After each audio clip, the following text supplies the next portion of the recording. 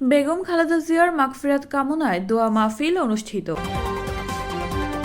Popular TV, সত্য প্রচারে প্রতিশ্রুতিবদ্ধ। সাবেক তিনবারের প্রধানমন্ত্রী বিএনপি চেয়ারপারসন বেগম খালেদা জিয়ার মাগফিরাত কামনায় মকরপুর ইউনিয়ন যুবদলের যুগ্ম আহ্বায়ক মোহাম্মদ হাবিবুর রহমানের উদ্যোগে দোয়া মাহফিল অনুষ্ঠিত হয়েছে। শনিবার বিকেলে উপজেলার মকরপুর ইউনিয়নের ৭ নং ওয়ার্ড মকরপুর গ্রাম যুবদলের কার্যালয়ে এই দোয়া মাহফিল অনুষ্ঠিত হয়। এ সময় উপস্থিত ছিলেন মকরপুর ইউনিয়ন বিএনপির সভাপতি শাহ আলম, উপজেলা যুবদলের সদস্য মাহবুবুর রহমান খোকন, ইউনিয়ন যুবদলের যুগ্ম আহ্বায়ক হাবিবুর রহমান, সাইফুল ইসলাম, ইউনিয়ন যুবদলের সদস্য ছোট মনির, আনোয়ার, রিপন, ইউনিয়ন ছাত্রদলের সাবেক যুগ্ম আহ্বায়ক শাহাবুদ্দিন, ইউনিয়ন ছাত্রনেতা হাসানুজ্জামান মোল্লা, হাপানিয়া মাদ্রাসা ছাত্রদলের সাধারণ সম্পাদক আরমান হোসেন, ছাত্রনেতা তৌহিদুর রহমান, মিনহাজ, দিলেন হাসান প্রমুখ। মরহুম বেগম খালেদা জিয়া রুহের মাগফিরাত কামনা আজকে মিলাদ ও দোয়ার আয়োজন করা হয়েছে।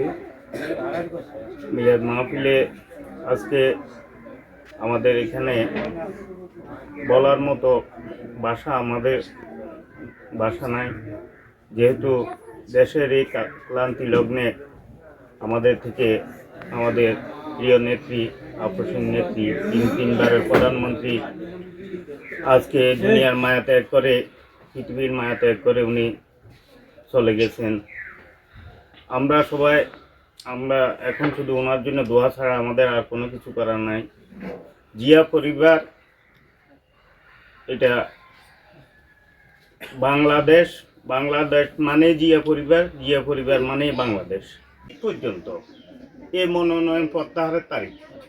এখন দলীয়ভাবে গফুর ভূঁইয়াও নমিনেশন চাইছে, মোবাশ্বের ভূঁইয়াও চাইছে।